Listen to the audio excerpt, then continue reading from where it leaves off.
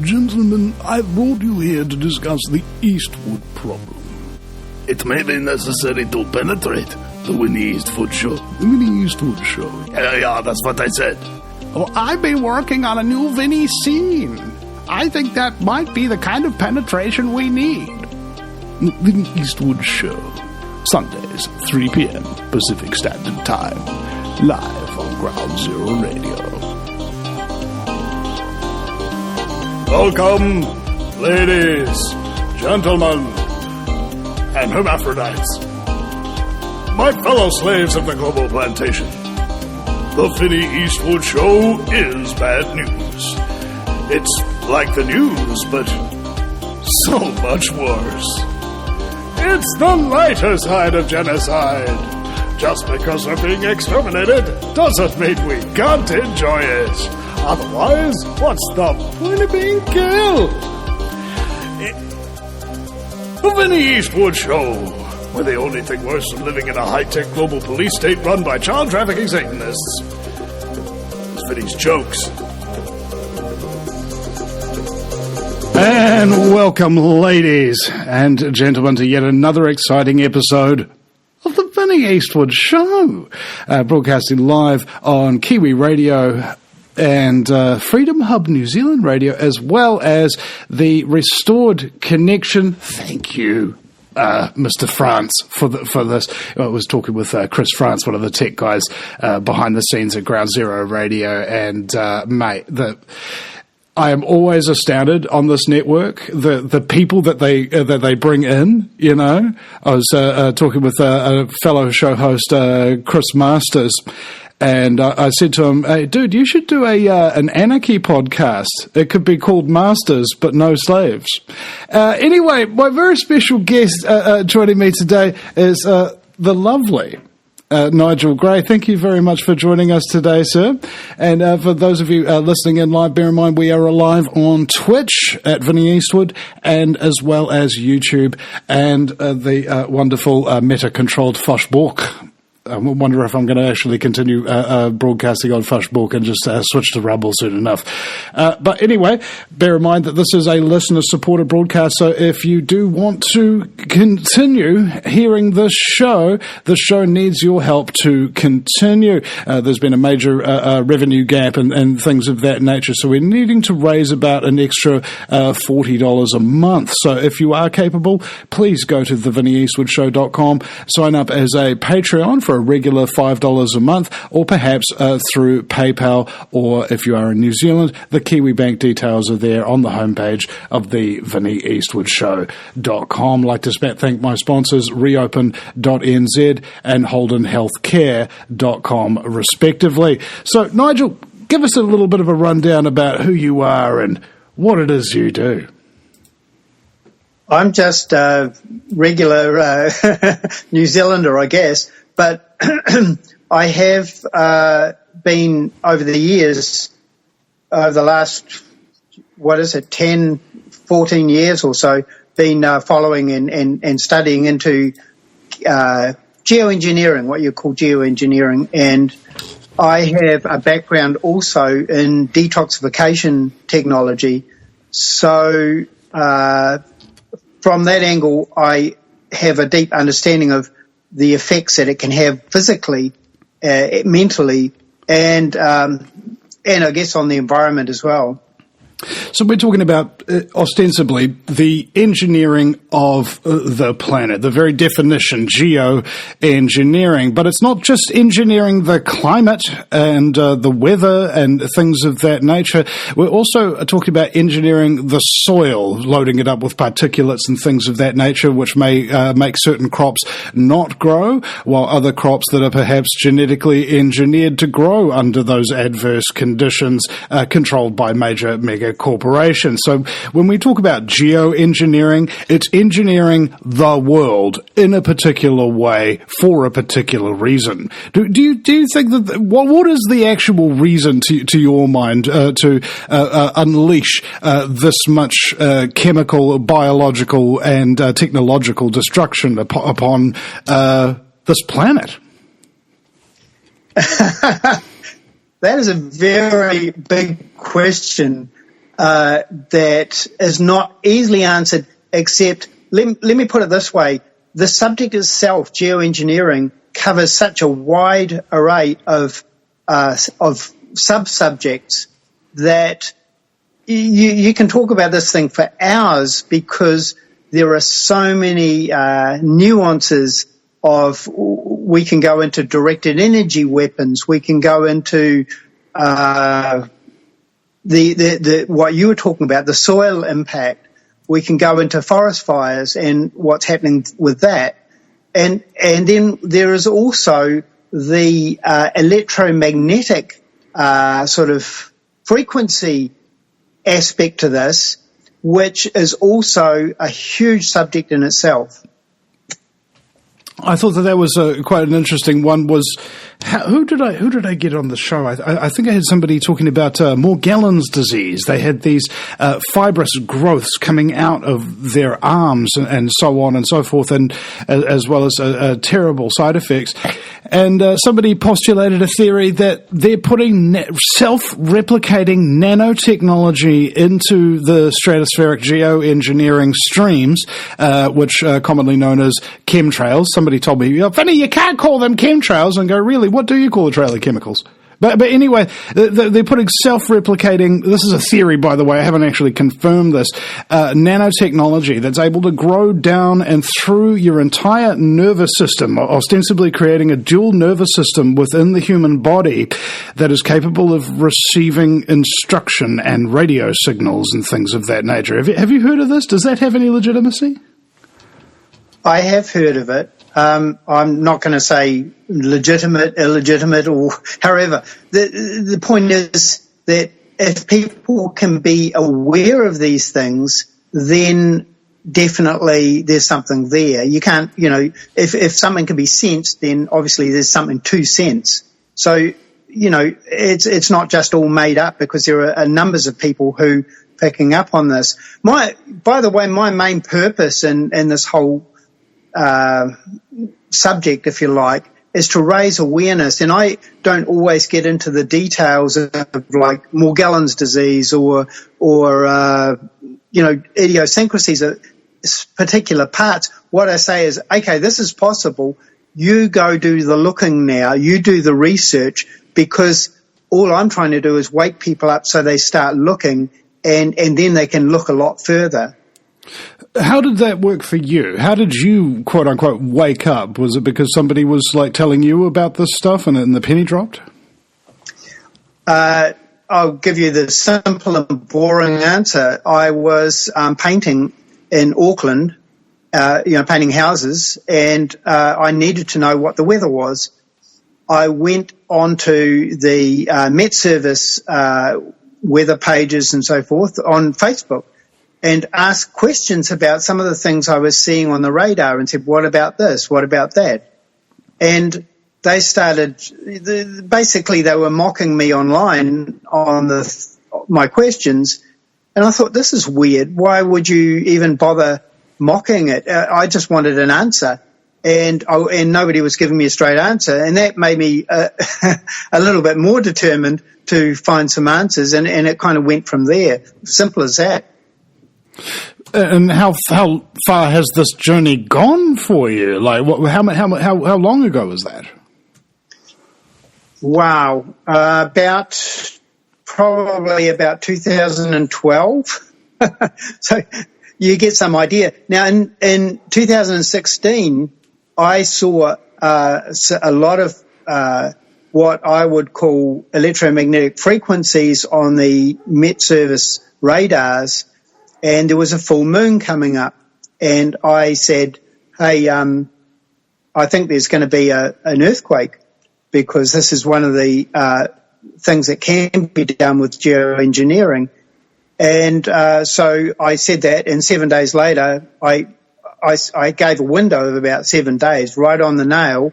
There was the Kaikoura earthquake, and my prediction, if you like, made international headlines, and created a whole lot of media, just crazy. And I had 30,000 people join my group just like that. just straight within about 3 days.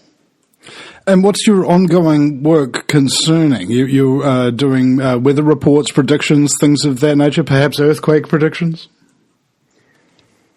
I only predict something if I see that something's going to happen, and I go, okay, but if nothing is obvious to me, then I'm not going to go out and on a limb and say, well, this is going to happen. I say, okay, it looks like something might happen, but I'm not going to, say something that I don't know is really there, So that's how it goes. So, And I remember when I first heard about chemtrails and things of that nature, I was like, okay, right, cool. And then you start to realize that, it actually does have a lot of evidence. Oh, it actually is real. Oh, they definitely are covering it up. The question is, what are they doing? So in layman's terms, we're talking about a jet that is possibly drone operated, possibly not, getting a fuel tank of some description that is full of these nano-reflective particles, right? Things like barium, strontium, things like that, and they are spraying them across the sky in grid board patterns. If you happen to be living in a NATO country, bear in mind New Zealand joined NATO. I don't know how far away we are from the North Atlantic, but we joined it nonetheless, and it happens to be happening in those countries in particular far more than others. So this makes it a global effort to one degree or another. In New Zealand, not that much air traffic, so we don't have grid patterns, generally speaking, but in places like London or Paris or whatever, they're everywhere. They're all the time. And the people living under them, they don't see the shapes of clouds and things anymore. It's like, oh, that one looks like a long piece of string. Oh, that one looks like Pinocchio's nose is growing. Oh, that one looks like a branch. It's just, it all looks the same, and it turns into this freaking big milky haze. And apparently the reason for this is to reflect sunlight away in order to cool the planet. That's the official story, at least as we've seen it. But, of course, how could so many people be involved without anybody blowing the whistle on it, Vinny? It's like, well, people have blown the whistle, and then they've wound up dead. That's what happens when conspiracies are going on. There's denial, there's disinformation, there's misinformation, there's whistleblowers who get taken out. This is how you can keep the public guessing and having a relative uncertainty, more to the point, confusion about things. Confusion is how things work, specifically in terms of how intelligence agencies cover things up. They don't have to convince you that their lie is true. They just have to convince you that it's too hard for you to figure out on your own. And so you may as well just trust them. Sure. Look, if you don't mind, what I'd like to explain is a little bit about that. And going back to you asked me, and I didn't answer the question, which was, why are they doing this? Why do I think they're doing it? You touched on the solar management, solar radiation management, where they reflect it back. But most people, when they see chemtrails, they say, cloud seeding. Now, that term in itself is very, very rarely, if ever, what you are seeing when you look at a chemtrail. And I'll explain why. Cloud seeding is the process of seeding a cloud so that it will rain, and it was done, is still done, using mainly silver iodide to drop over the clouds, and so that the moisture in the cloud will then, coagulate, and basically you'll get rain, right? Now, that is not what you see when you see a chemtrail going across a clear sky. That is not cloud seeding, because there are no clouds. So what is it? Well, okay. Now, this is where we get into the what are they doing and so forth. And the solar radiation management, which is the creation of cloud to provide cloud cover to supposedly reflect the sunlight back up and so that we don't all get fried to a frizzle. Now, the question is, do they know something? You know, and I'm not even answering all these questions. I'm asking the questions. But is it possible that these chemtrails are being done to protect us rather than to hurt us? That it's just a question that I throw out there because we all assume that it's being done to destroy Earth. You know, there is that possibility that it's being done to save the Earth. And I'm not saying that is what it is, right? I'm just saying that is a possibility. And you can't just fixedly go looking at one thing without looking at the whole picture. So here's the thing, is what you'll see is that when you see chemtrails go across a clear sky, which is what we frequently see, and then it fans out into cloud and it becomes cloud, what you're seeing is the dropping of those chemicals, as you said. You know, aluminium is a big one, barium, strontium, manganese, polymer fibers, graphene oxide, surfactants, which is basically soap to actually hold it all together. And another one is lithium, which, by the way, is also known as a psychiatric drug for calming people. Interesting, huh? So that'll charge your batteries, ladies and gentlemen.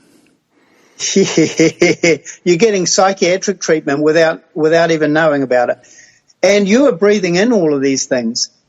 Now, there's another interesting thing I looked at, which is the possibility that, or how would I say, not possibility, but you breathe in all these metals, which now makes you traceable as a moving particle, a human, that can be tracked by satellite. And there has been work being done over the years to 3D image the planet and everything on it, including life force, right? Now, why would you do that? Well, you know, bring out the science fiction fans. If you could track humans, you know, you would have complete Orwellian control of the planet, because even if a person went into hiding, they could be tracked because they have all these nanometals making them traceable. Well, I actually had a listener call me and tell me that his friend had a Bluetooth signature. Like they were in the middle of nowhere with absolutely no reception. His friend didn't have a phone, and my friend found a Bluetooth connection, and it was his friend's. Like he was actually transmitting a Bluetooth signal that could be picked up and sent signals to, perhaps even radio controlled. You know, one day, you know, everybody just like whoop.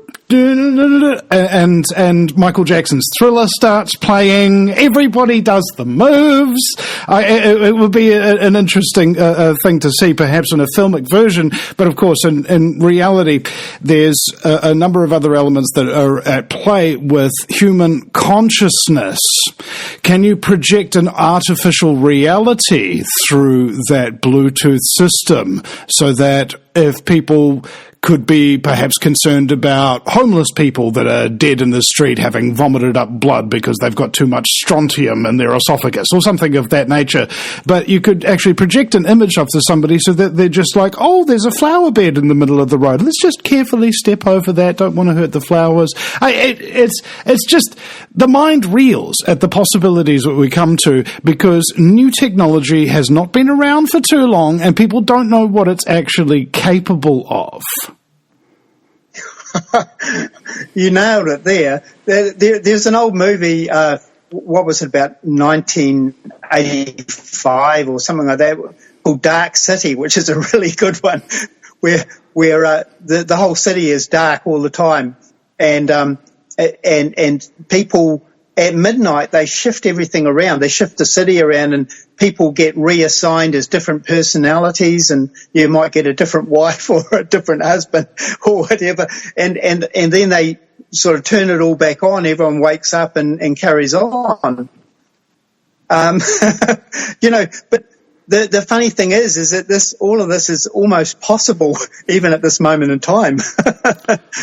Yeah, they don't release, too much information and all that. And more to the point, a good section of the population, for example, if you look at a website and it's very, very intuitive, it's very obvious, this is the play button for the radio station, this is where the archives are, la, la, la, la. They've already put some thought into that in order to make it user-friendly, make it accessible.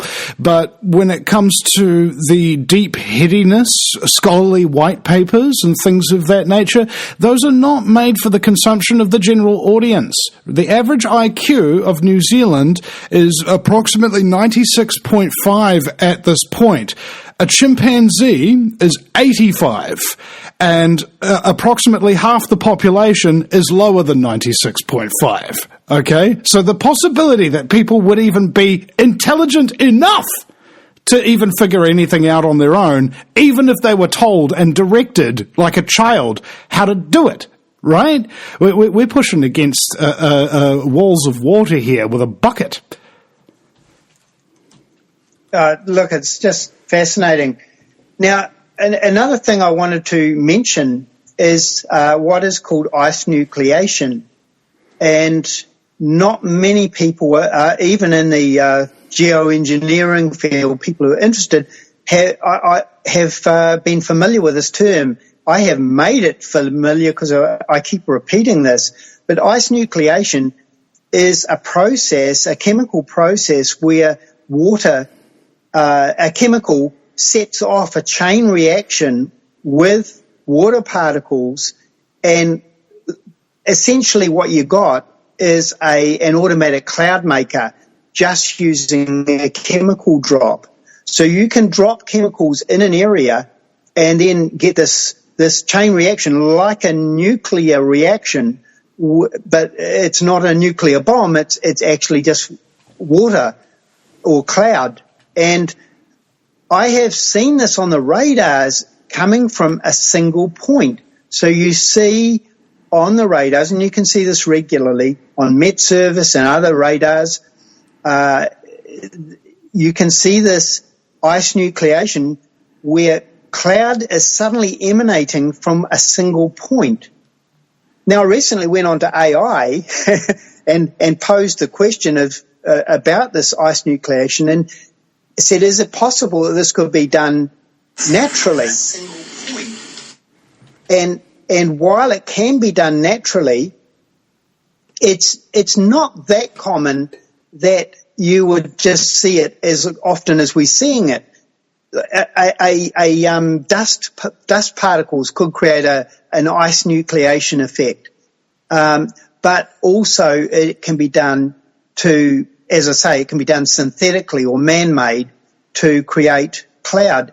And why I bring that up is that off the coast of Queensland, I regularly see ice nucleation taking place in the Tasman or over the Tasman.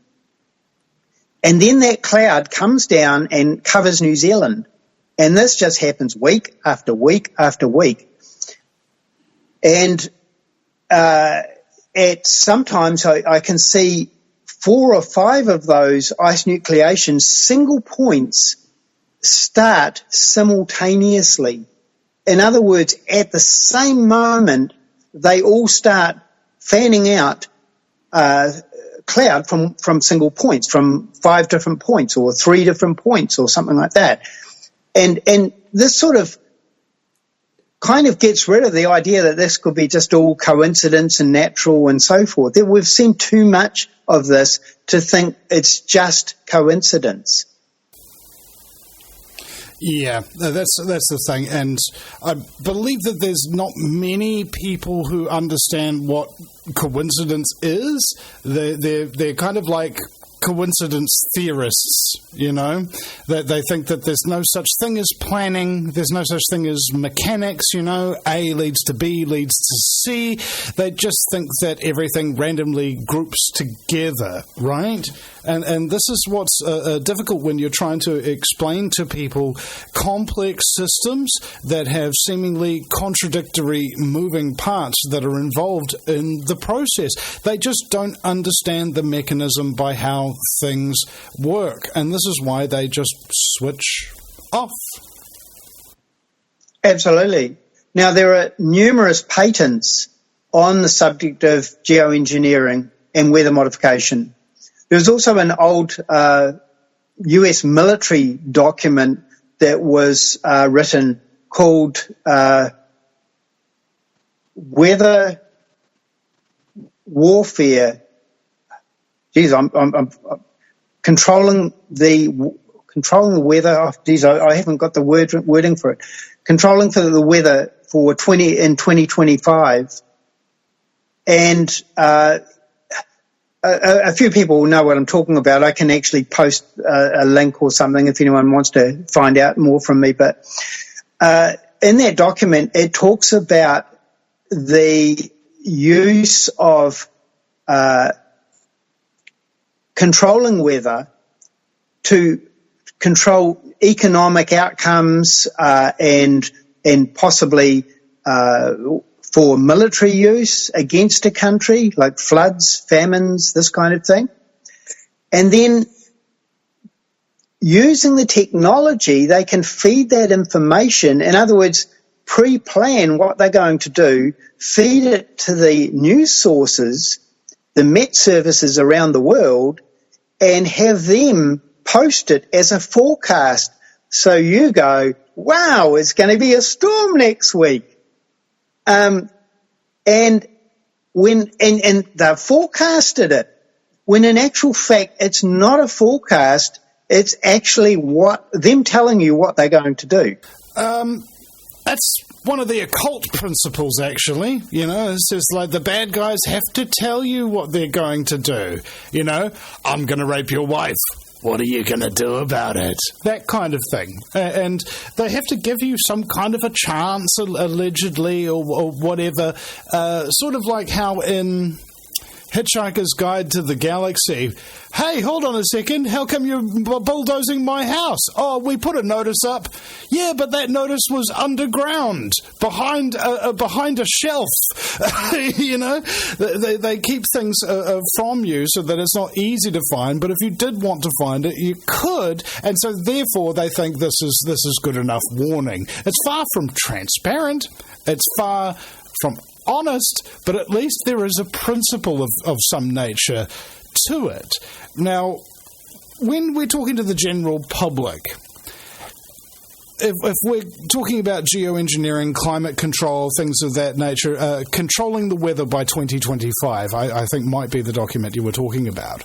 And this idea behind controlling the weather is about drought control and flood control and storm control, not for the purposes of preventing drought, not for the purposes of preventing storms, but for the purposes of directing them to apply what would be seen as supernatural pressure to national areas, right? Okay, look, we've got all these farmers in Australia and we want them on the land in order to get them into the mega cities where they're all going to be surveilled and living in box-like apartments.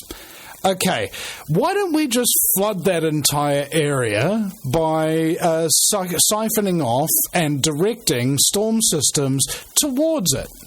Okay? Things of that nature. So at that point, you have the ability to wage literal war. This is war, okay? They're attacking you. They're destroying your resources. They're killing your people. They're destroying your infrastructure, so on and so forth. But they're doing it with a completely undetectable weapon. All right, or at least as far as the public perception is concerned. Of course, people like you and I wouldn't have a job if it was completely undetectable. But yes, asymmetric warfare, I think, comes to mind, as well as full-spectrum dominance. Not only is your enemy so powerful that you can't stop them, and they've got this gargantuan crap at their disposal, but you can't even get the population to realise that the enemy is there, and they are actually deploying weapons against you and damaging your nation. It's brilliant, really. Absolutely. And looking at that, we saw that happen with Christchurch earthquake, where there were US officials in Christchurch at the time, and there was an email on Hillary Clinton's email server that she, I think it was like it was all done successfully, or some sort of phrase like that. Now, coming forward in time, I wanted to mention Cyclone Gabriel, which was actually mentioned that it was going to hit New Zealand prior to it actually forming as a cyclone. A couple of days prior, it had actually started forming, as a system, and they were like, oh yeah, so it's going to form into a cyclone and hit New Zealand. And I'm like, isn't the Coral Sea, like, I actually measured the distance, it's like, I don't know, 1,300 or something like that from New Zealand, off the coast of, northern Australia. And you're like, okay, well, how do they figure it's going to come and hit New Zealand and be a cyclone when it hadn't even formed? And then we get, it comes down and it sits, it comes right down to over the north of the North Island, like just right over the end of the North Island, and it sits here for a couple of days.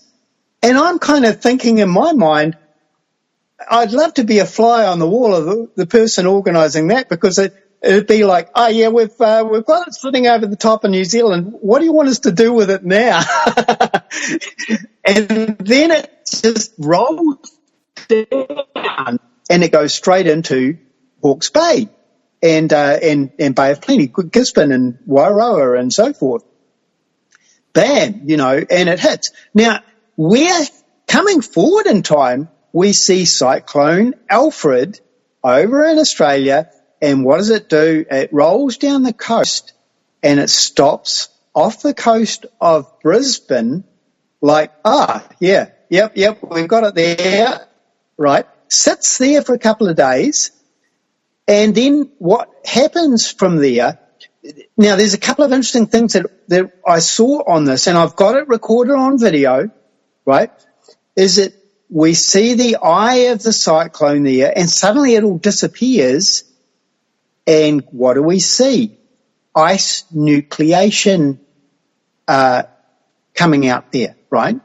So what they've done is it sort of was breaking up or something, but they did another thing to it. They activated it and got it going again.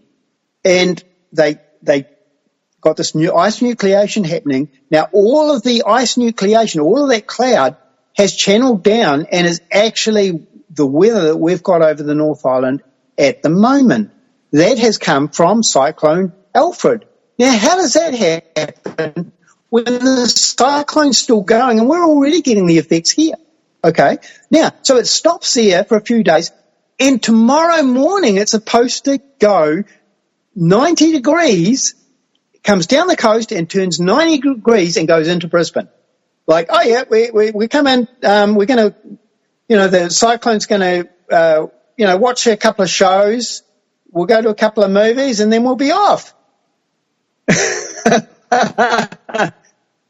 I mean, that's a very mysterious cyclone that we're talking about here. I mean, they named it Alfred. Maybe they should have called it Cyclone Batman. So to explain the art of mystique, but so that means the weather systems themselves are completely unreliable. And I'm wondering, because we had, I think, around about 3 years of straight bad weather in New Zealand up until this summer, okay?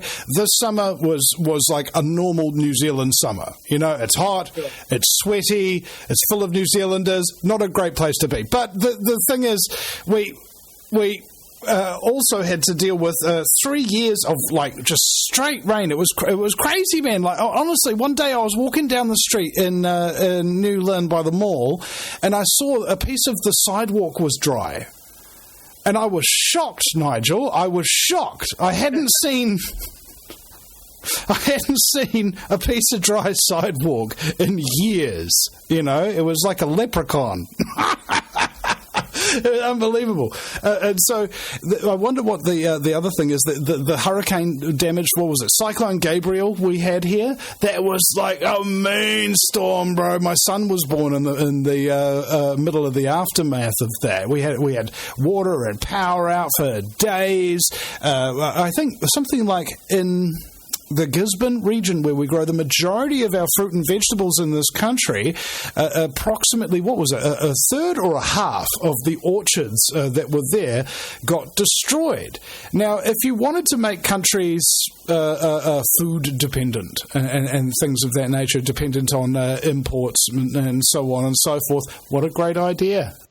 Oh, absolutely. It's just, you know, there are just, as I said, the word coincidence just goes out the door on this, because we see the same thing happen with Gabriel and then the same thing happen with Alfred like that, where it's just like, you know, it stops, it moves around, and it's like it's being controlled. Well, yes, and there are patents on controlling the movement of hurricanes. Now, that brings up a point, by the way, of you go, well, how do you move a weather system around? Well, I'll tell you, it's easy, right? You use electromagnetic frequencies, and while we don't know all the answers of how they do it, because they are the technology on this is just incredible, and it's advancing all the time. But here's the thing, is firstly, and this is the main job of those chemtrails. The chemtrail gets dropped. It puts nanometallic particles into the atmosphere, which makes the atmosphere more conductive for electromagnetic frequencies. Now, where are those frequencies coming from? The NEXRAD radars and the and specific installations for various purposes around New Zealand, usually weather related, right? And those, because a radar sends out signals, you see, so it's already set up to send out, and so it sends out the electromagnetic frequencies. Now, you've probably heard the term HAARP, High Active Auroral Research Program. Okay, well, that was in Alaska, and people, anytime where they see about this subject, they go, "Oh, HAARP! It was HAARP." You know, well, okay, but you know what? Technology moves on, and HAARP was actually shifted over to University of Ontario or something like that, university control. But it was started as a military project and had DARPA in there, which is Defence, whatever. The Defence Advanced Research Project Agency. There you go. Yeah, that's the one. So they were part of it, and the Navy, I think, was part of it. And so they were using this as the cover for doing upper atmosphere research.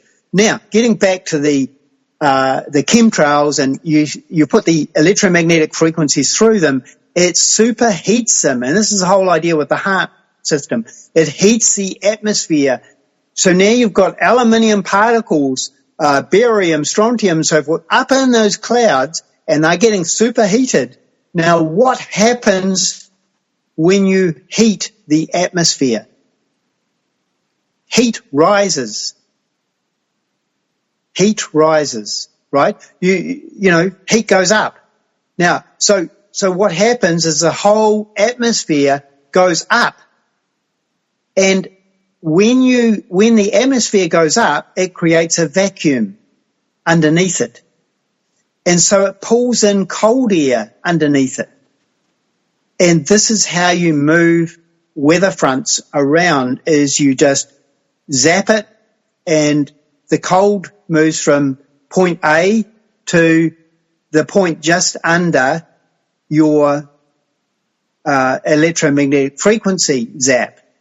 And then you zap another area and you move it a little bit further, and so forth. This is a very simple explanation, but you can understand how a weather system could be shifted around simply by heating the atmosphere, have the atmosphere rise up, and it creates a vacuum. The cold air goes underneath. The cold front goes underneath, including the rain or whatever it is that it's holding. Yeah. Literal control of the weather.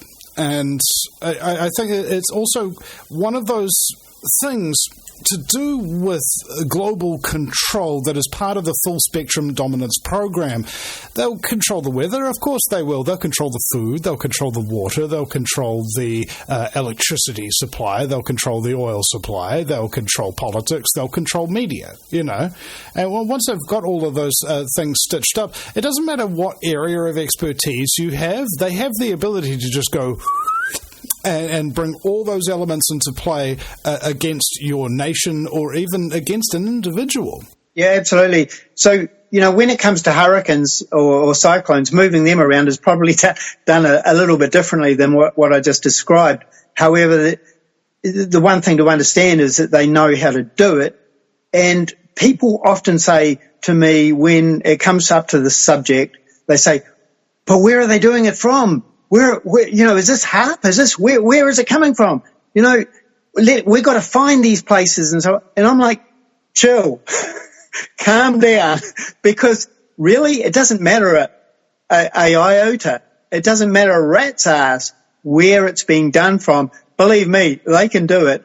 And I think a lot of it right now is being done from satellites and, you know, using the satellites, either beaming the signals up to the satellites and having it triangulate down on a particular location or whatever. You know, as you say, the control and the ability and technology they have is almost limitless. And, you know, there have been billions of dollars. The US used to have, and probably still does, but a black ops budget, a black operations budget. In other words, money that is going to secret projects. Got a bloody mosquito flying around here. And anyway, this money was like literally, you know, maybe 300 billion a year or something at some point.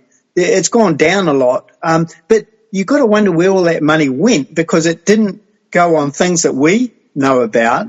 And so where did it go? And you know, they've been putting this technology together for years and years and years. When you've got a long-term program and you just keep putting the money in there on it, do you think there's anything in this world that would be unachievable? I don't. Yeah, I mean, the limit becomes your imagination to a large degree, and if you're a psychopath, you don't have imagination. So what you do is you find all the people who do have imagination and steal their ideas. You know, I mean, goodness knows how many patents and things of that nature that are currently being used by intelligence agencies, military divisions and things like that, that somebody had a completely innocuous and a genius mind to come up with those things. And maybe they even had a positive intention to them. But just as the psychopathic mind does, it can't create, but it can twist and it can distort.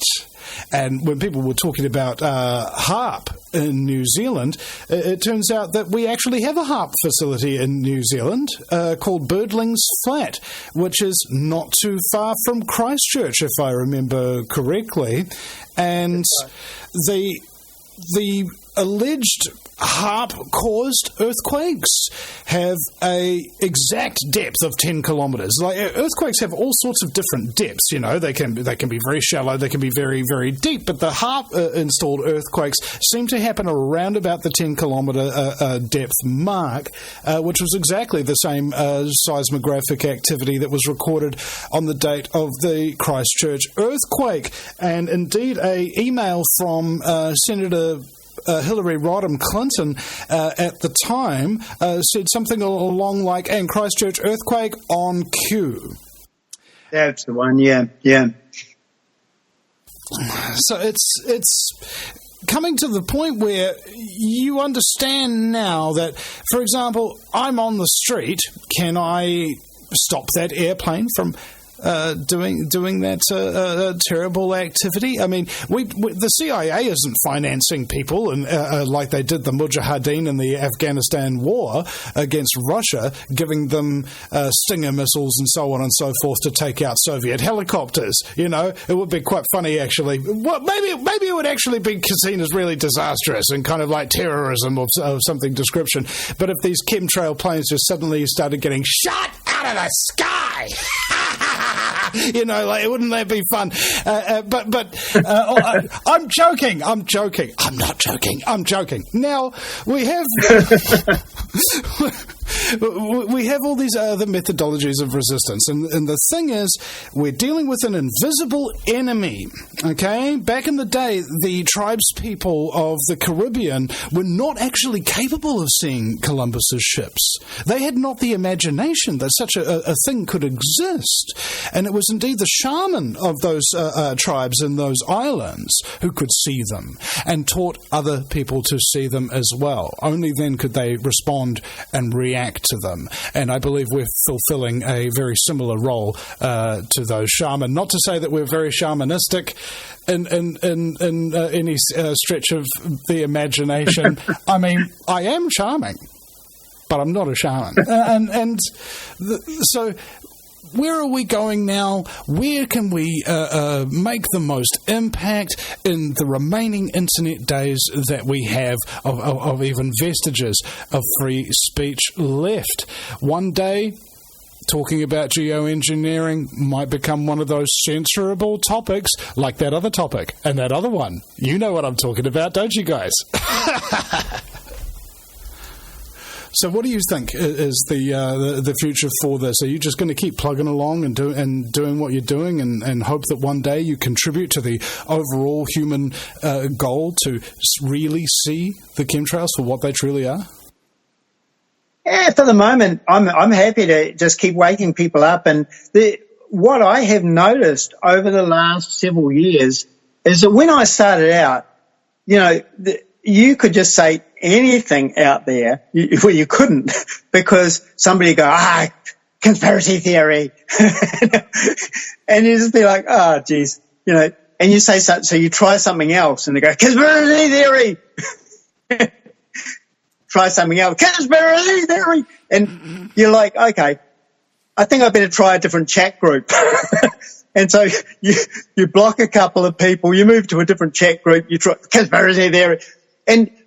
But over the years, it's changed. And there has been a huge change, and I don't know whether you're aware of it or whether you've sort of noticed that as well, or whether other people have, but I sure have noticed that there's much, much less of this conspiracy theory. Of course, you know, it's problematic when they all come true, you know, because that sort of downplays the whole idea of it just being a conspiracy theory. But and it also helps the whole cause, because we can actually go, well, yeah, it did come true. So, but there's a lot less people who are saying things like that now. In fact, it's actually becoming the minority rather than the majority. The United States mainstream media was assessed, I forget which agency did it, but they determined that 70% of people did not wholeheartedly believe anything the media said, all right? 30% of people still did, and approximately 30% of people literally did not believe a thing they said, right? Some people needed a little bit of convincing, they might question it or whatever, but 30% believe everything they say, 30% believe nothing they say, and the rest remain to be convinced, all right? Which is a record low in the history of American media, where trust for the media used to be up in the high 80s back in, the 1960s and 50s and things of that nature.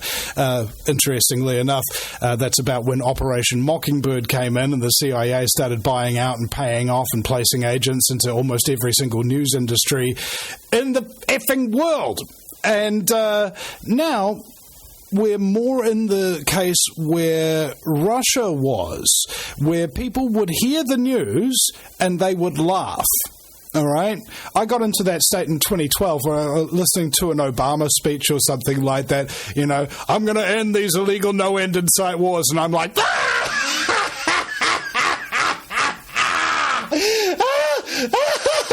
you know, you just can't stop laughing at the ridiculous nature of what these people promise to deliver that you know that they're obviously not going to.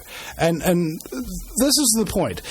There are still going to be people who are incapable of discerning truth for themselves, like they actually don't possess the faculty to be capable of it.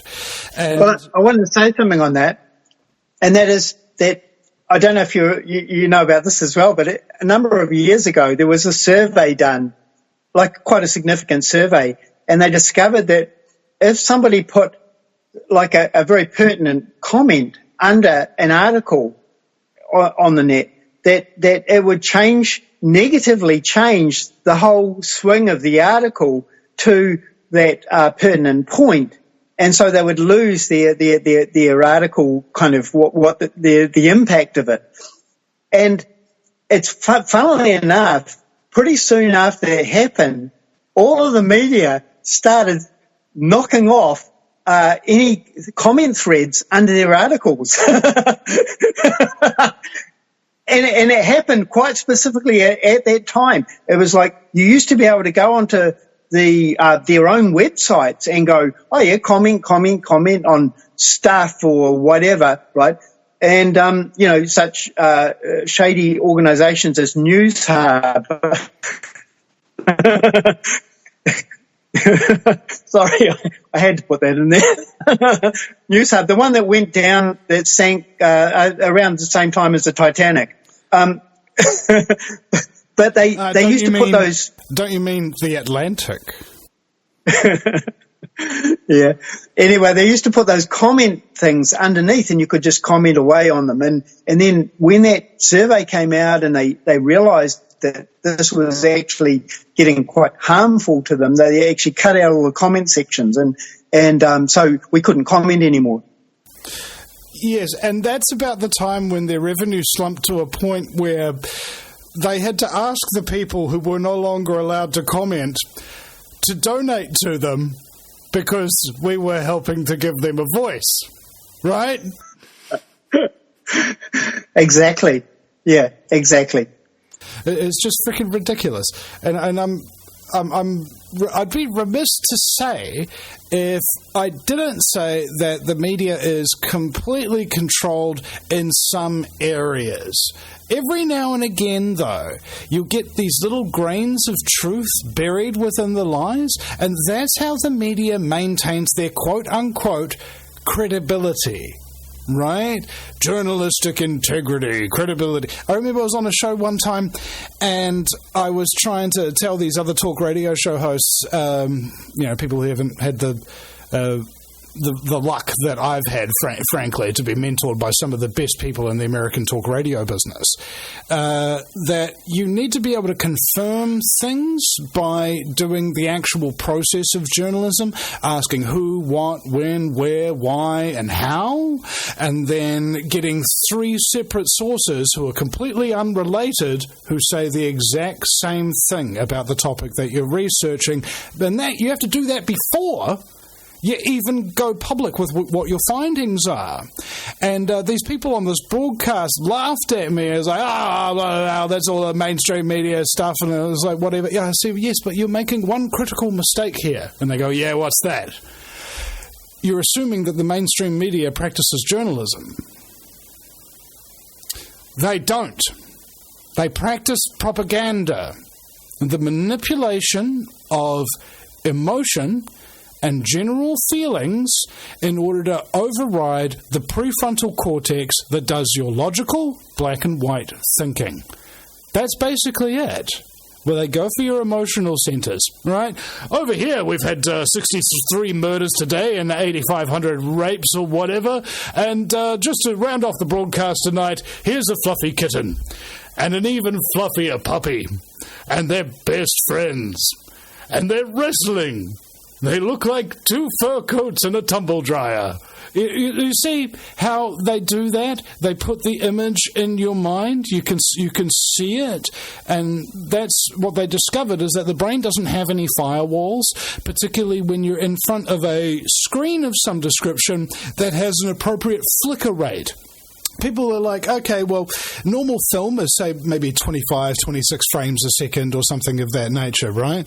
But it's the flicker rate of the television that gets you, because if your brain is exposed to this level of flickering, I think it's like 512 refreshes a second, your conscious mind is physically incapable of processing that information. So it lapses back into your beta wave state. This is what activates the mammalian cortex. It does all your emotional, social feelings and things of that nature. So you're not thinking, you're feeling. And that's why when sometimes, I don't know if you've ever had this, you're interrupting somebody in the middle of them arguing with somebody on the internet or something like that, you know. Honey, are you going to come to bed soon? No, somebody on the internet is wrong. And they have this projected transference. So the emotional state that you get into while you are absorbing and being involved in social media and conversations with people, that is not a relevant emotional state to your physical surroundings. And so if you are cut off from that, somebody turns the TV off, you can actually be really psychotic. There was actually a story of this young girl who's been led away from police from her home, and she was crying. She didn't know why she did it. Her parents turned her Facebook off, and she murdered them. She murdered both her parents in less than 30 seconds, okay? You have a 30-second gap where you are stuck in your emotional centers of your brain before it resets, before you can actually start thinking again. And that's where they want us at all times, in a state of perpetual mind control, addiction. So that the second your addiction is cut off, that heroin junkie is going to get you. Yeah, that flickering of the TV, I think I saw somebody like that today, because they were in the car in front of me and it wasn't raining, but their windscreen wipers were going, and I think it was a case of self-hypnotism.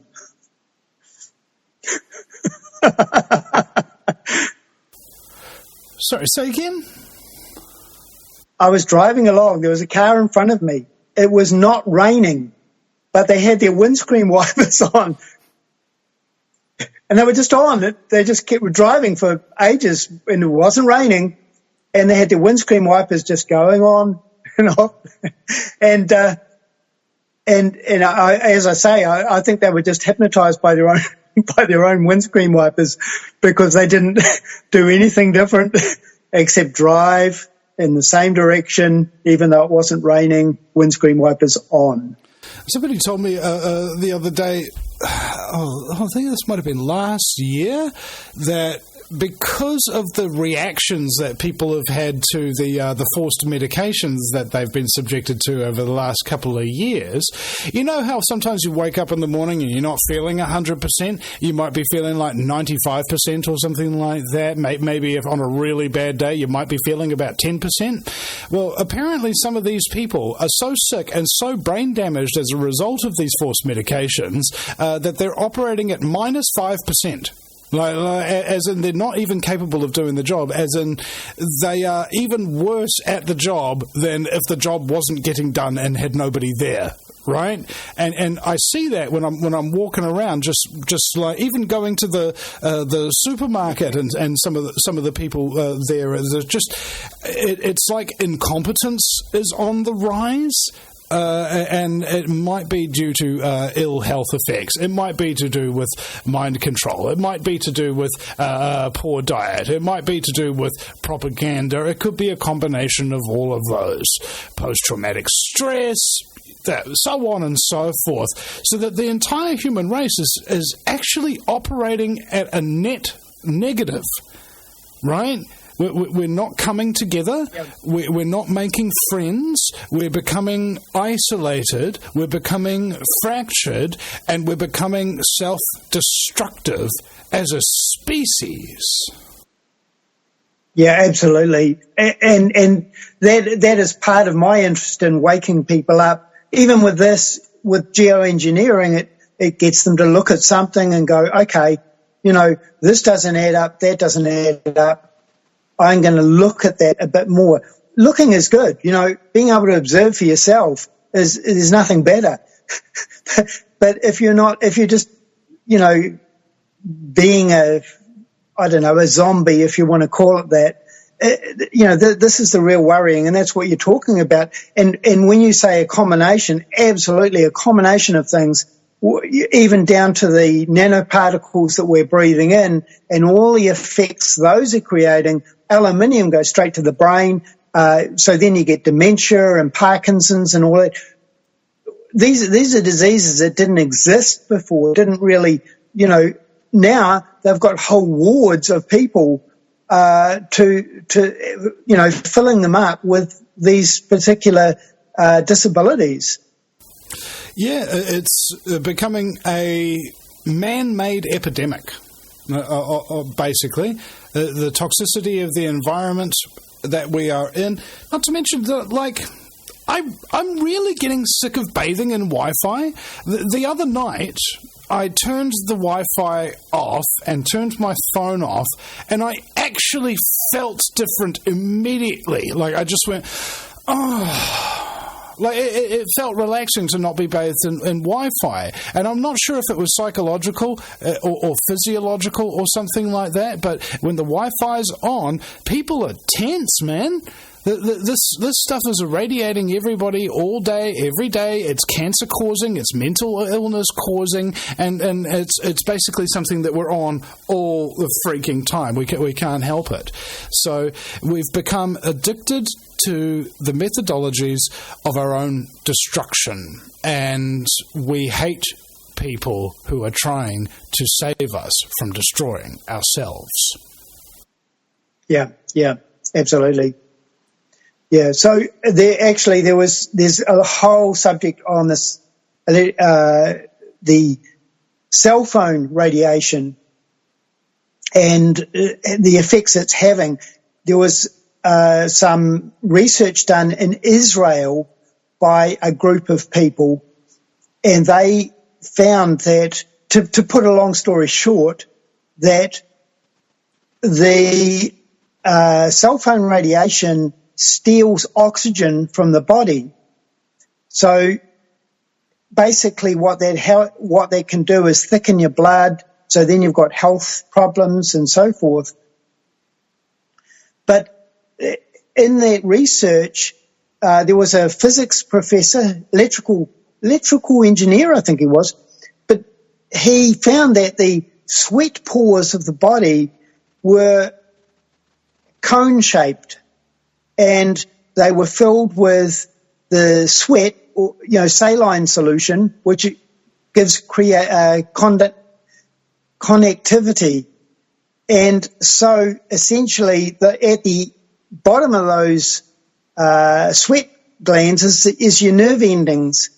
And so you've got a direct antenna all over your body with the sweat glands to actually become not only an antenna yourself, so that you can actually pass it on. This is the whole idea with 5G, is it can pass from person to person to person. But also it's creating harm for your body at the same time. Yeah, and wasn't it interesting how everybody got locked down and couldn't go outside, except the 5G installation people who were marked as an essential service? Essential for what, I wonder? Because Mark Steele, who's a former electronic weapons designer, worked for the British military, he broke open one of these things and he said that these 5G transmitters are in fact weapons. And the way it works is that if I were to be feeling an emotion, let's say it would be fear or rage or suicidal nihilism after a Justin Bieber concert, whatever the emotional state that somebody could potentially be in, that is associated with a frequency in the brain. And if you are capable of having a device that can generate particular frequencies and modulate those frequencies so that you can change what they are, you have a direct line to the consciousness and perception of the population that are within the area of effect of that weapon. Exactly, 100%. Yeah, and I'm totally on board with that idea. And this is what's of real concern to me, is that we are getting, and you mentioned it before, we're getting down to that lower IQ thing as a society, and people don't have the ability anymore to differentiate necessarily their own thoughts from some foreign idea or some foreign impulse or thought that's coming in. So that's a real worry, because if you can't identify that, there could be a frequency, as you say, of anger come in, and next thing you know, there's people ripping each other out of their cars and having fights on the street or whatever. And do you read about this sort of thing happening? Yes. You know how you learn something and it puts into context a lot of things that you'd previously learned that you didn't quite understand yet,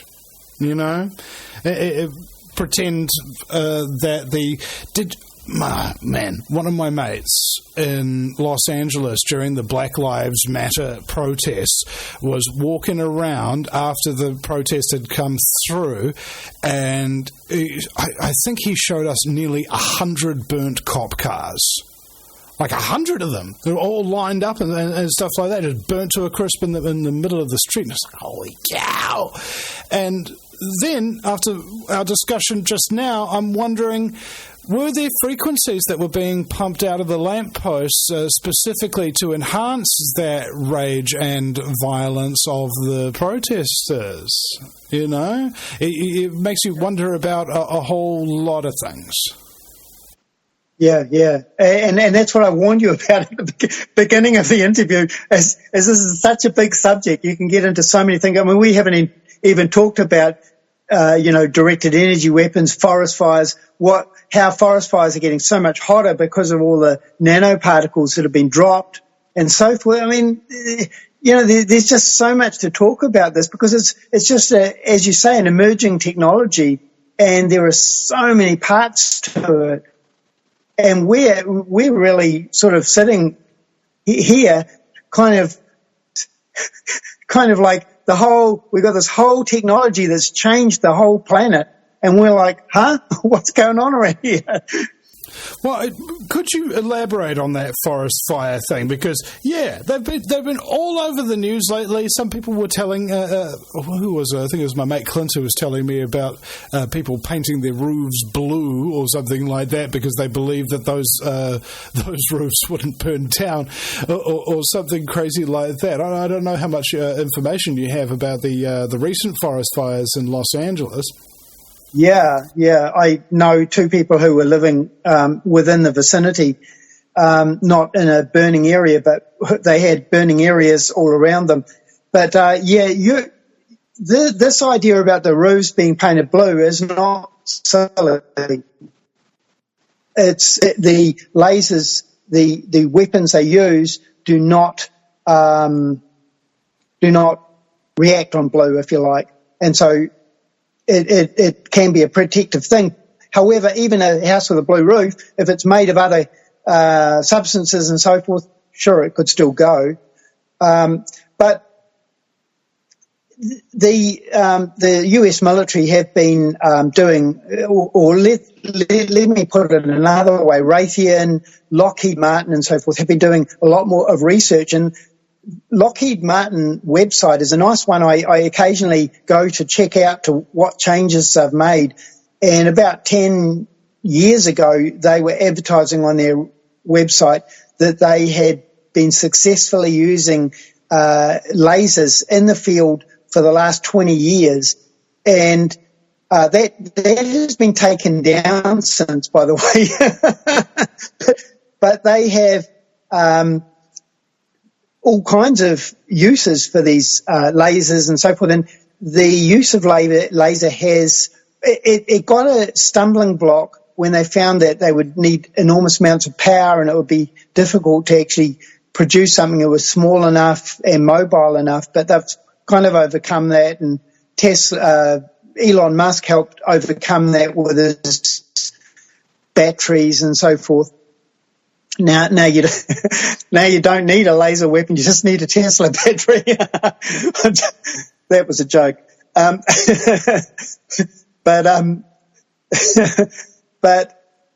It's an emerging technology. The forest fires, when you drop a lot of aluminium over an area, you've got this huge increase in the heat retention of the forest or whatever it's landed on, and so it makes the burning more intense. You put some wind in there to add to push it along, and it's practically unstoppable. And that's what they found in LA. There were heavy winds in that time. Now, were those winds weather modified to happen at that particular time? You betcha. I mean, I don't have any evidence of that, but I guarantee they were. That's the problem with becoming a conspiracy theorist who believes that powerful people who have a lot of influence use their power to maintain and grow their influence. Very few things appear coincidental. Hey, they're using artificial technology to influence the forest fires. Did they influence the wind too? Of course they did.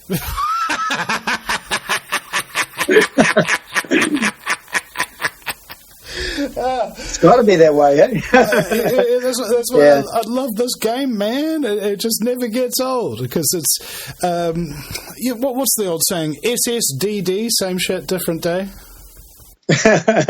Yeah, true. You just get kind of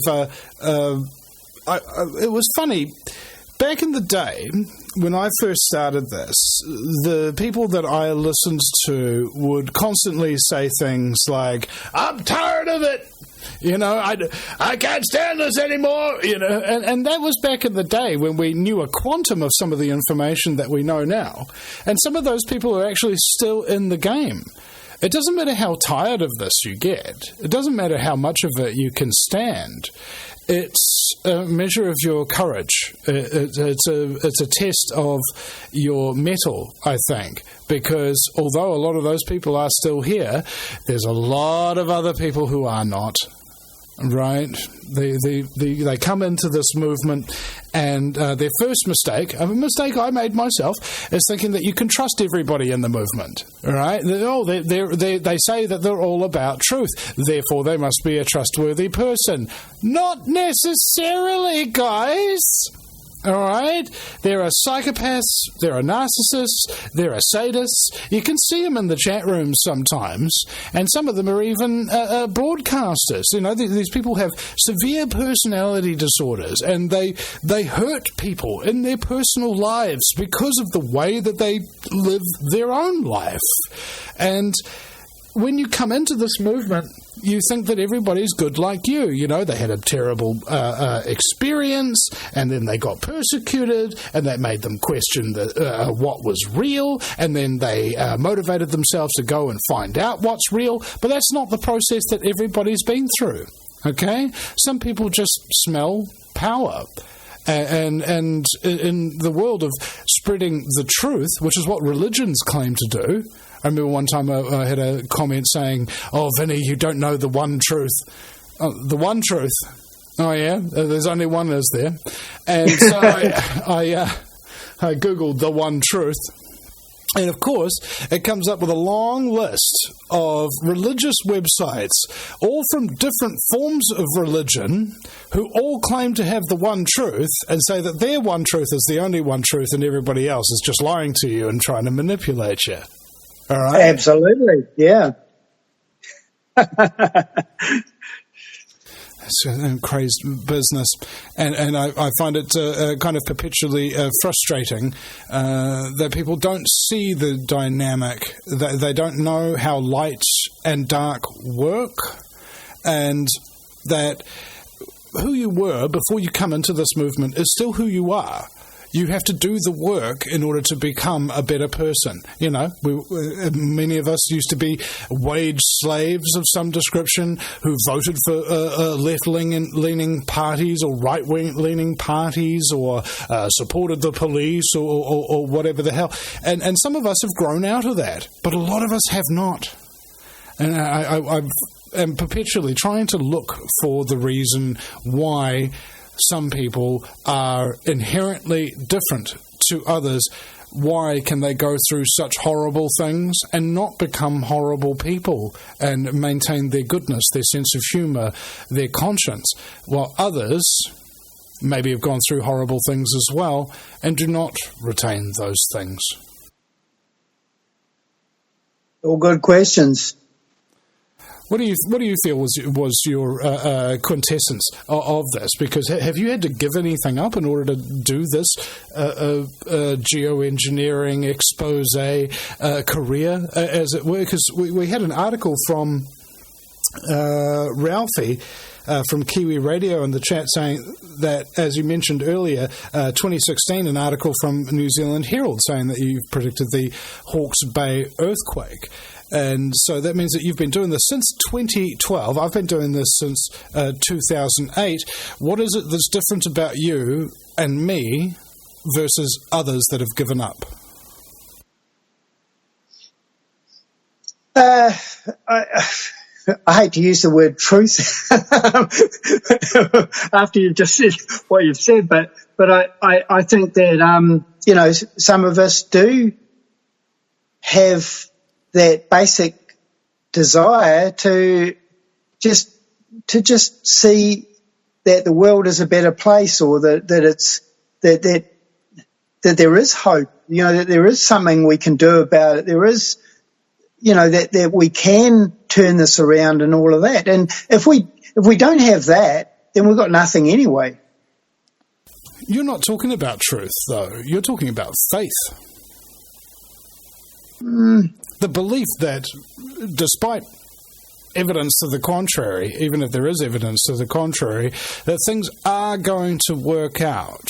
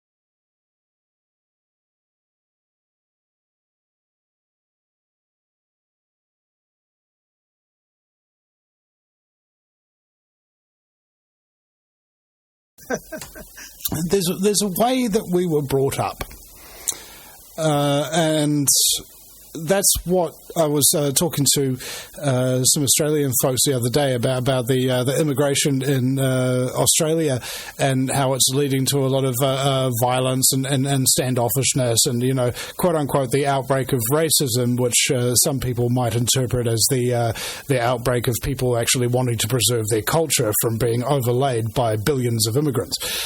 So the element that they said there is that when you're raised in a different environment and there's certain consequences to actions that are punished in certain ways, when you go into a new environment and those actions are not punished in those certain ways anymore, you perceive the quote-unquote prey population as being weak and start doing what you want to them. And I don't think I was really raised, per se, by my parents. I kind of got largely neglected, so I had to find my own way. I had to figure out what was true. I had to figure out what was right by trial and error to a large degree. And I fell back on some of the old principles of knighthood, which was honour, truth, and courage. If you have honour, you don't betray your friends, okay? It is said that your enemies cannot betray you, only your friends can do that. If you have courage, you don't kowtow to evil, regardless of how threatening that evil is. Even if you yourself are inadequate force to overpower it, you still oppose it. And if you have truth, you have the capacity to know what is right, what is correct, and what is wrong, and what is incorrect. And perhaps through various means, those people who have developed at least the recognition of these attributes of what King Arthur in the fables called knighthood, the elements of a knight. We are the ones who start along the path and do not finish until we reach the end. Others don't have those attributes. They don't value those attributes. They haven't really heard about them, and they haven't learned from their own experience the value in them. We are the weak men that was created in a society built by strong men, an easy society where those attributes were no longer really necessary for your survival, whereas back in the day they were. But now you don't need them to survive, and so people have lost value in those principles, I think. Yeah, there is one I'd like to add to your list of values, and that is integrity also. And, that's been a very big one for me. Is integrity is being able to say what you see, being able to stand up for what you believe or who you are, and just to do that regardless of whatever, whether it be job loss or some other threat, to go, well, no, my job is not more important than my integrity. My position in life is not more important than integrity. Integrity is a very, very important thing to me, and I think to others it should be. It's a thing, but it is missing a lot, where people will just go, oh, yeah, whatever, and go along with things simply because everyone else is peer pressure or whatever. And so yeah, that's another value that I hold very strongly. Yeah, and it's supposed to be something that journalists hold in place as well. I was like, my journalistic integrity, like my mate Clint from Fire Dragon Chili's, he's very similar to a journalist in that he's very protective of his sources. And we have this relationship whereby he helps me out and I help him out, and we care about each other. And there's something to that where the elements that we're talking about here are universal, regardless of your profession. it's important to have integrity, isn't it? That you are, quote unquote, a man of your word. Because if you can't be, trusted 100% of the time, how's anybody supposed to trust you even 1% of the time? Yeah, totally. So, sorry. For me, I'm very much what you see is what you get. I don't profess to be perfect in any. I profess to be who I am, and if that's something that offends or upsets or whatever, then okay, that's the way it is. I don't try to be something I'm not, and I really try hard not to be something that is superficial, because the way I figure it, if somebody's going to like me, they're going to like me because of who I am, not because of who I represent myself to be. Yeah. On that note, give this video a little bit of a like and a little bit of a subscribe, ladies and gentlemen, if you can, please. And if you want the shows to continue into the future, do what people have been doing for the last 17 years for the Vinny Eastwood Show, setting up automatic payments so that every week $1 or $2 comes into the coffers and we're able to pay for all the lighting and the internet and the power and so on and so forth. The bare minimum. I barely go out. I barely do anything. The only thing I'm doing is sitting at home doing the work. All right, guys, that's the thing about this job that I believe it was one of the people from Ground Zero Radio that told me, is that in this area of expertise in this industry, if you don't learn to, quote-unquote, tighten your belt and live by the bare minimum of expense, you're not going to continue to survive. And this is what's happened. I've seen, I think in the last 5 years, I've seen 4 very, very big movements come up in the New Zealand Truth movement, far, far larger than anything I've ever had backing me, and all of them have failed. All right?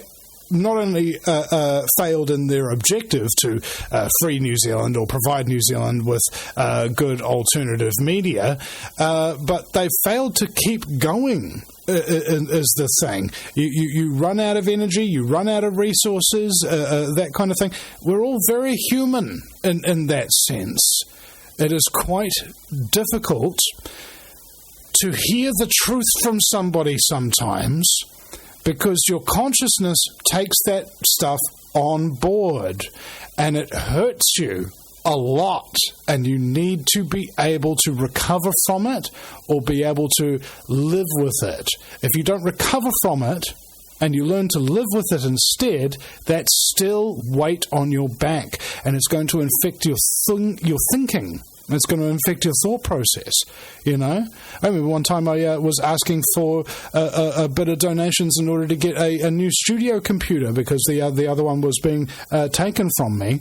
And I had people saying, go get a job, Vinny. And it's like, well, I've been doing this for 17 years, bro.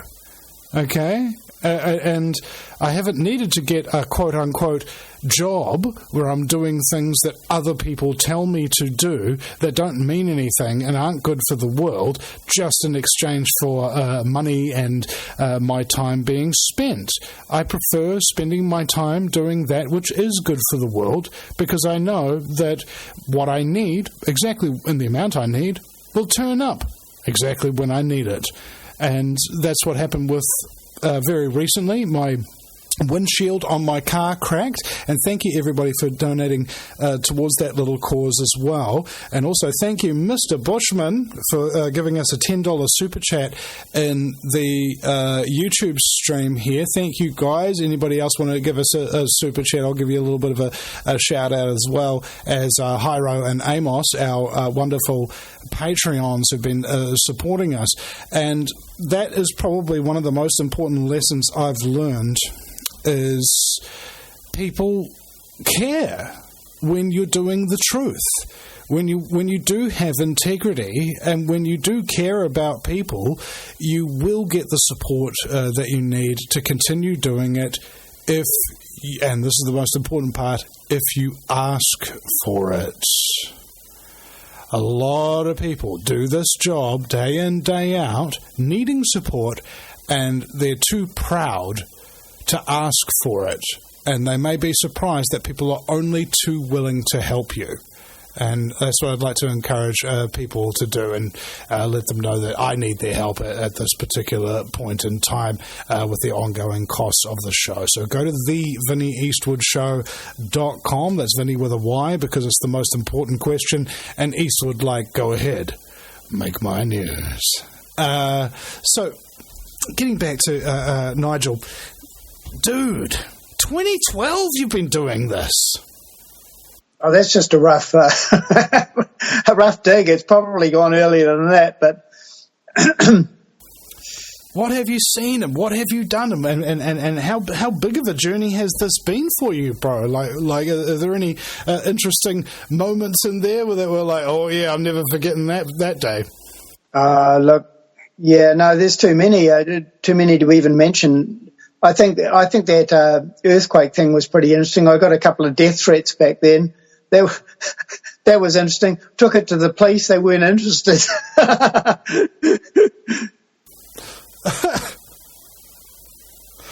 Yeah.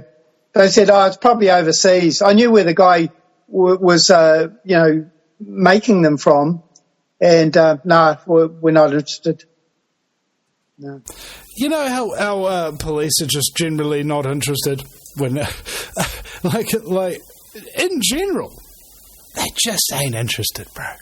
I don't know. There's just little curiosity.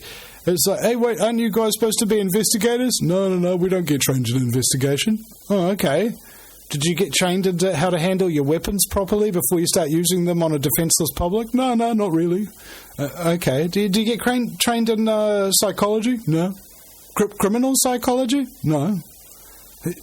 What do they train you how to do, bro?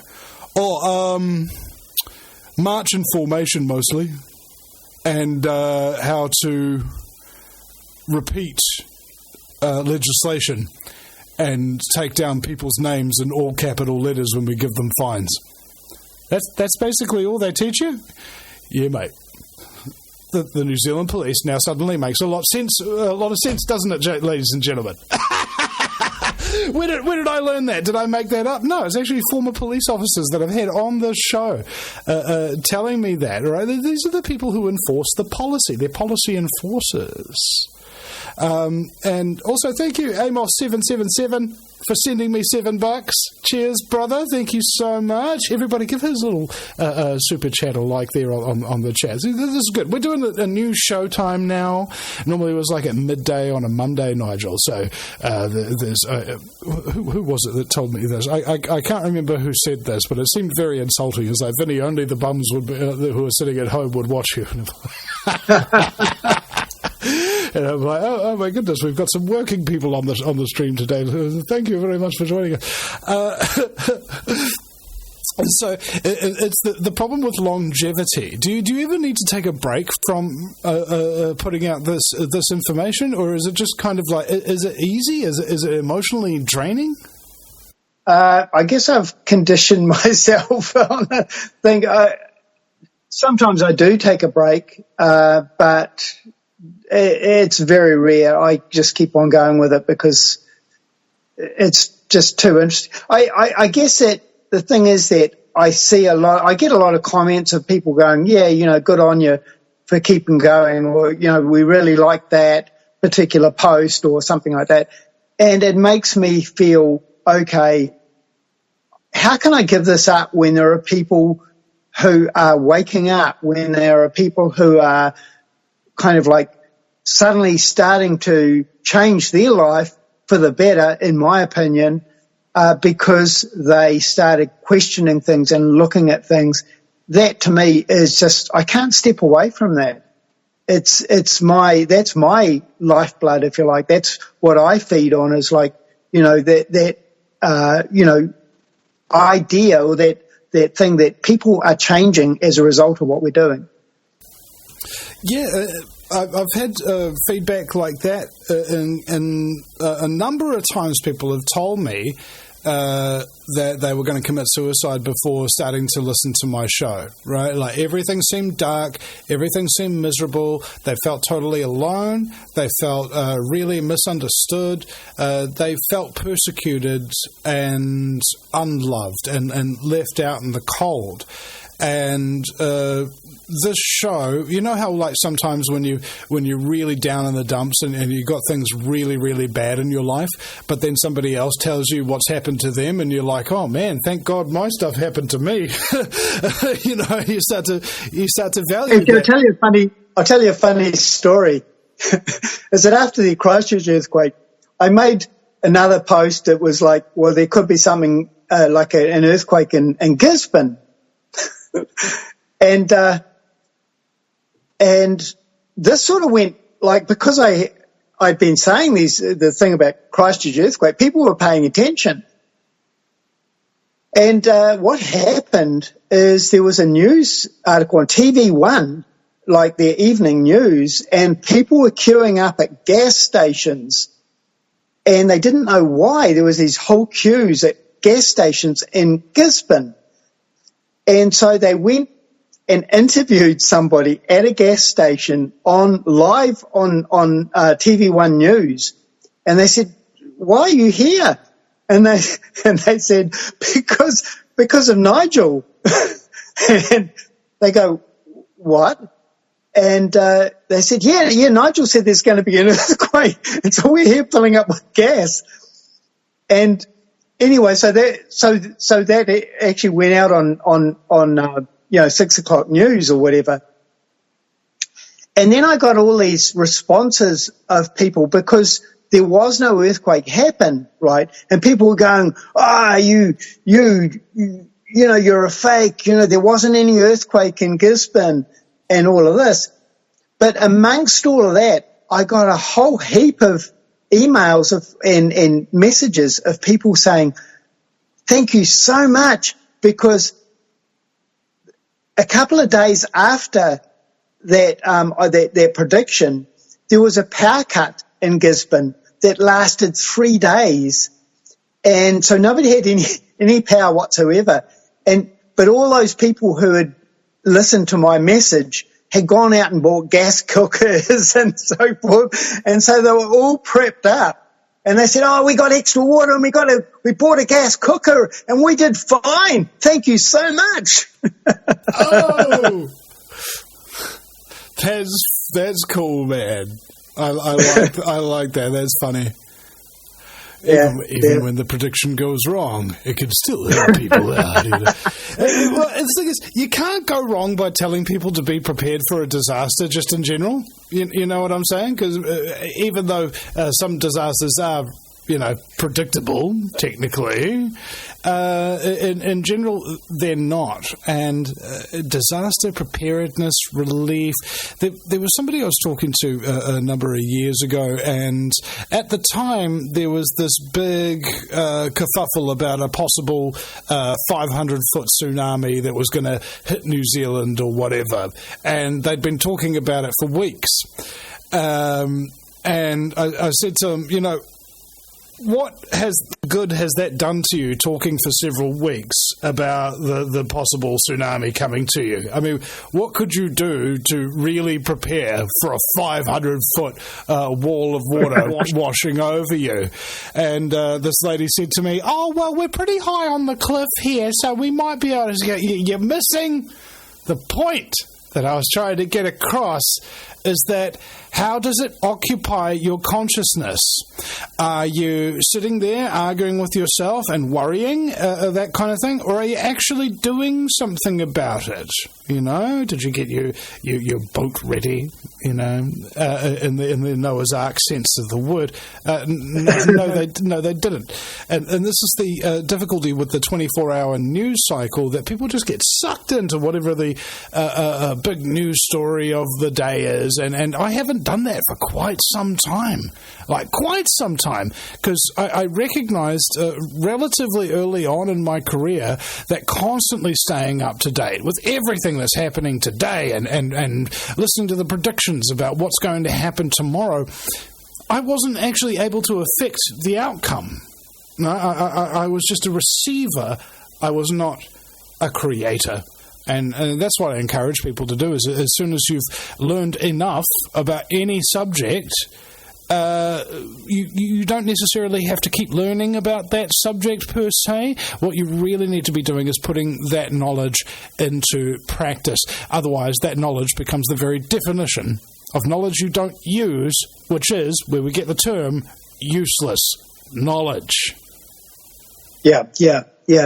Look, I can think of a few people, even just off the bat, that have I've been in touch with for years, and they have in that time come completely off all medication that they were on and shifted to healthy products and so forth. And as a result, they're better off in their life. They've re-established a better life for themselves. So when you see that sort of thing, you think, okay, good job done, Yeah, and somebody said to me, that's why we do it. And I've been questioning it lately, because I've been doing this basically my entire adult life. Why am I doing it? Why am I doing it? And other people say that it's about the other people, like when people thank me, when they donate to me, when they help me out, when they introduce me to someone. That's not why I do it either. It isn't about what comes to me, and it isn't about what comes from me and goes out and gets used by people to help improve their lives. It's neither of those things, really. It's because I believe that what I'm doing is the right thing to do. So regardless of the consequences, or even lack of support in some cases for doing the right thing, that really doesn't matter to me, because I don't think that doing the right thing needs any justification. Yeah. No, true. I mean, one shouldn't live to be liked or admired, or the main thing is, are you doing, what you should be doing, and is it helping things? Is it improving things for yourself, for other people, and so forth? Yeah. There's a lot of benefits that people can get from listening to this show, including, having the will to live, because honestly, that's something that really perplexes me, and I find difficult to really talk about and think about, is when people have actually gotten to the end of their tether and they're taking their own lives, and a lot of the time, not all the time, of course, but a lot of the time, these people have gotten themselves onto pharmaceutical medication, where had they read the side effects, okay, why are you taking this medication? Oh, I feel a little bit sad. Oh, okay. Why don't you take this stuff that can make you kill yourself, or turn you into a psychotic killer, or deactivate your kidneys from working, or give you liver failure? Why don't you take that because you're a little bit sad? And that doesn't seem like a logical thing to do to me, and people get given this advice, and their advice is to turn away from your trauma, to ignore it, and anesthetize yourself so that you can survive it. Well, the problem is, the lot more you anesthetize yourself, obviously the less you feel, but the less you feel, the less things are real. Okay, and I think that's what's happening. Maybe it's one of the central challenges of our modern digitized society, is that many of us don't feel like we're real people, that we don't feel like we actually have real lives. It's all fantasy. It's all an experience that we're having. There's nothing grounded, and we crave importance and we crave struggle. And when that struggle isn't there and we don't rise to it if it is, the meaning of the existence of your life, basically you have to sum it up as pointless suffering, right? And people don't want to suffer needlessly and pointlessly. They want to suffer for good reasons. They want to sacrifice of themselves so they can actually accomplish something that is worthwhile, something they could tell the grandkids about, as the old saying goes. Yeah, absolutely. Yeah, it's all about having fun. Because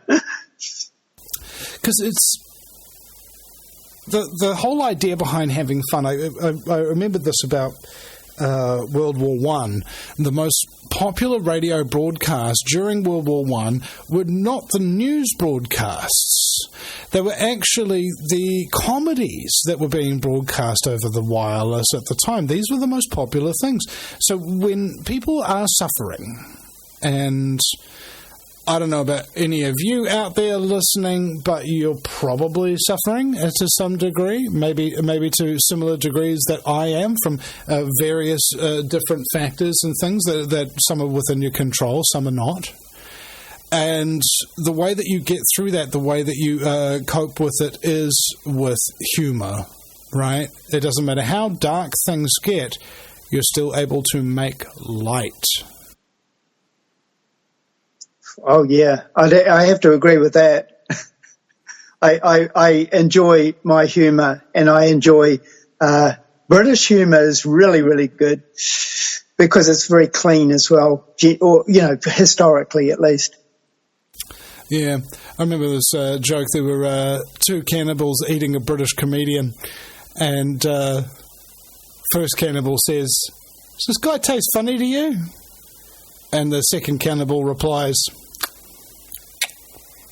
"Bit dry." Because you see, British comedy has a dry wit, ladies and gentlemen. You see. Now, is there anything you'd like to actually advise the listeners? Like, how do you do what you do specifically in terms of the technical aspects? So if somebody wanted to do what you're doing, what would they need? Where would they begin? Well, what I do I don't know what, like to find what's going on, to see what's going on in geoengineering, or yeah, because you're spreading the truth. Obviously, you're getting it from somewhere and you're putting it out somehow.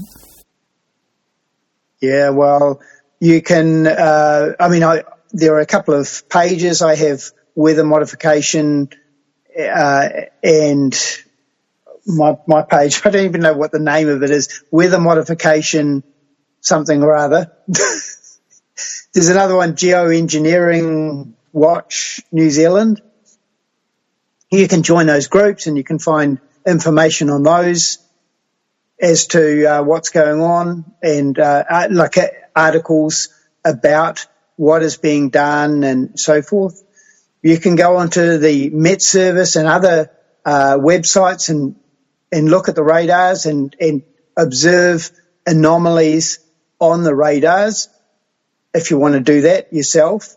And you can actually see what's going on. You can see if it looks like there's something odd going on there, for yourself.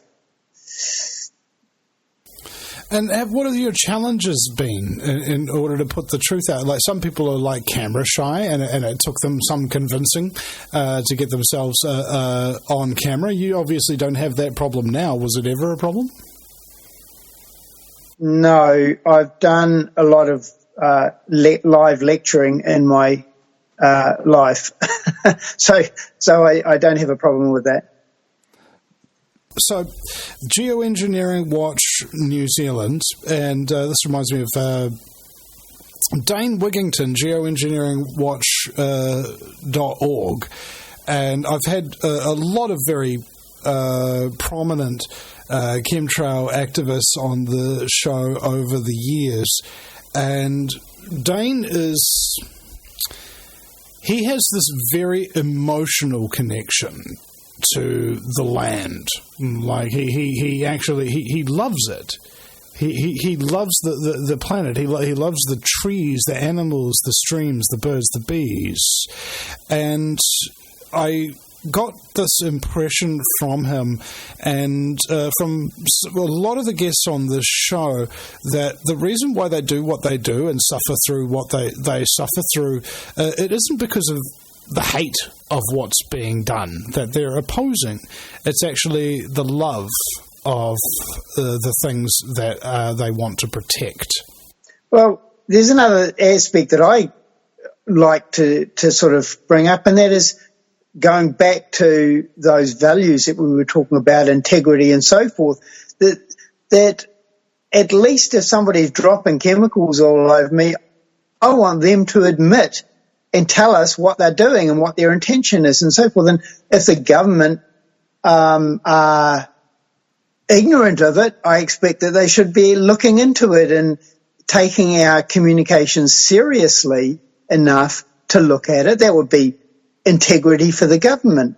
But when you see that you write letters to the government or you raise your head about it and they try to just shut you up or call you a conspiracy theorist, it does make you a little bit suspicious because they're not answering the question. They're not, they're denying it. They're saying, oh, no, there is nothing. There's nothing there to look at. Well, no, we can see there's something to look at.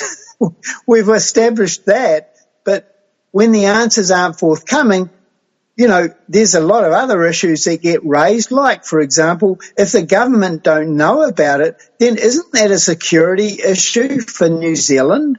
Doesn't that mean that we're not actually protecting our skies properly if this is happening and they don't even know about it?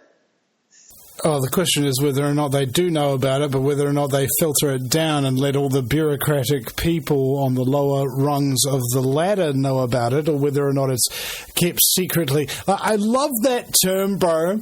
National security, I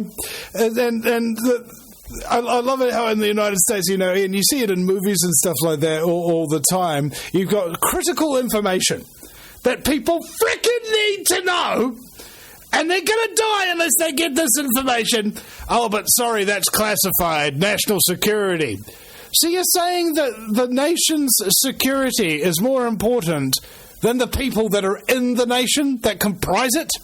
Right? It sounds like a bullshit excuse to me for people who want to keep things secret so that they can wield the power of that knowledge over those other people that they've kept in the dark. Oh, no, it's not like that at all, because they know it's okay for them to know about it, and they know that we would just collapse and into a heap if we found out what they knew, because it would be too much for us. But it's not too much for them, you see. So they shoulder it for us. They take it. Oh, aren't they being so sweet? Really, just like, come on, man. Yeah, and again, it's just all scamography. There's a way that scams are run, and the government is adept at following that exact line. Aren't they? At all times. I don't understand what the exact thing about it is, but there was this CIA contractor who used to teach agents how to spot somebody who's lying. And she had this woman who had been accused of embezzling money from the company that she was working for.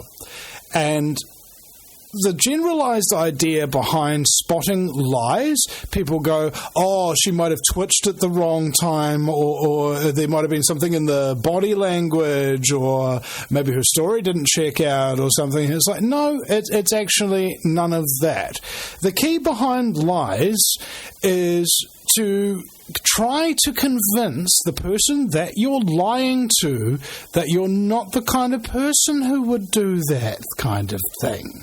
You see?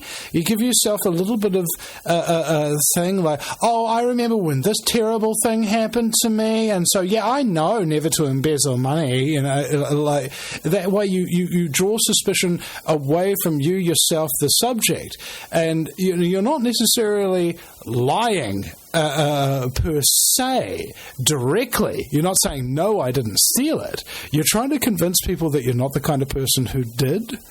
And that's what's really difficult. And Ralphie mentioned gaslighting. That is a real... Do you know much about gaslighting, Nigel? Could you explain it to the audience if you do? You know what? It's always been a term that every time it gets mentioned, I go, now, what the hell is... I think it's... because to me, I don't get into the... You know, I say something as it is, and I don't get into analysing too much the psychology of what's behind a comment. If somebody says something crappy to me, it's something crappy. So, but I guess it's sort of making a person seem that their idea is ridiculous and nothing because nobody thinks that way. Yeah, it's kind of like you try to not piss the person off with your lie. What you're trying to do is make them question their own reality with the lie. Okay? What you saw, you didn't see. What you heard, you didn't hear. Like, I remember one time, who was it? It was the Minister of Health or something. I was asking him a question in a political meeting. I can't remember exactly what it was about it, but it was the response, right? I was talking about how fluoride was made from the phosphate fertilizer industry, to which he replies, no, it's made by the process of crushing rocks. And I go, did you know that the phosphate fertilizer industry extracts their phosphate fertilizer by crushing rocks? Okay? It's just the thing. They're agreeing with you, but they're disagreeing with you, right? And in so doing, your reality becomes sort of distorted. And Kiwi Radio, Ralphie on here, he says in the chat room, gaslighting is a form of psychological manipulation where one person causes another to doubt their own perceptions, memories, or reality, often leading to a confusion and a loss of self-esteem, right? And this is how it works politically speaking. Because imagine if you had a population who you wanted to vote for you who doubt their own perception, who doubt their own memories, who doubt reality itself and are remarkably confused and have low self-esteem. Do you think that bunch of people would be a terrible threat to you if you were a bad guy? Probably not, because they're all wrapped in that little circle of perception management, aren't they? Yeah. Yeah, that's the thing. It's like an abusive relationship with a partner. And I've been in one. Trust me, folks, you don't want one of those happening to you. Man, like, as confident as I am, I lost all my self-esteem, guys. All of it. It was just gone. And that's what that whole bunch of gaslighting, and, you know, if you say something they did to you really hurt your feelings or something like that, they go, oh, that's just your ego, you're projecting, and that pisses you off even more and makes you feel crazy. And it's like, man, this is exactly what voting is like. And, oh my God. Nigel, we've come very dangerously close to the end of the show. We've got about 2 minutes on the clock here. Do you have any final words of wisdom, sage advice, or encouragement? Something to give courage to the people as we end this broadcast tonight. Wow, that's a big call. Look, as I said, things have changed a lot over the years, and I've got a lot of years to look at how it has changed. But there are a lot more awake people in New Zealand, and so often you could be in a room where nobody's talking about it, but they're all watching the same group chat that you're on, and they actually think the same way as you do. And, you know, broach the subject with somebody someday, because you might find that the people you're scared to talk to are actually on the same page. Indeed, Nigel, thank you so much for your time today, brother. It's been a pleasure and an honour. Thank you so much. Been great. Thank you. Cheers, brother. We'll see you again sometime. Good. And thank you, ladies and gentlemen, for tuning in today. I would like to also thank the people in the chat room. We've got Ralphie and Amos. Amos and Mr. Bushman each gave us a super chat. Thank you, guys. And Ralphie's been integral. But I especially want to thank Cameron Brown on there for letting me know about the mic sensitivity in the beginning of the show, as well as, of course, Craig Power as well. So, yeah, thank you, guys. You're keeping me on track. You're keeping me doing what I should be doing, and getting the show up to some sort of reasonable standard of quality. I have been having some gargantuan technical issues recently. I really have. But with that being said, thank you very much to everybody. Please go to the VinnyEastwood.com. That's Vinny with a Y, because it's the most important question, and Eastwood, like, go ahead, make my news. And you can click on the latest tab in order to be able to see any of the new shows and things of that nature that we've put up. Make sure you follow us on Facebook, on Twitch and YouTube, and hit the little bell notification on the YouTube if you want to subscribe as well, so that way you get the notifications. Best way is, of course, becoming a Patreon, because every time I put up an archive on the Patreon, it actually does send you an email notification of that, so you don't really necessarily have to check things. It just gets emailed, directly to you. Right, well, that's the show for today. Thank you very much, everybody, and I just want you to realise that you are truly exceptional in this society, okay? To have your intellect, to have your skills, to have your attention and things like that, it's very rare. And all the people who listen to the show are like that, and I really do love that about you. And my one concern is that sometimes you don't give yourself enough credit. You don't give yourself enough credit for who you are. You don't give yourself enough credit for the things that you've been through. You don't give yourself enough credit for the things you do. And maybe, just maybe, you deserve to give yourself a little bit of credit from time to time. Thanks, guys. We'll see you again shortly. Gentlemen, I brought you here to discuss the Eastwood problem. It may be necessary to penetrate the Vinny Eastwood show. The Vinny Eastwood show. Yeah, that's what I said. Well, I've been working on a new Vinny scene. I think that might be the kind of penetration we need. The Vinny Eastwood show. Sundays, 3 p.m. Pacific Standard Time. Live on Ground Zero Radio.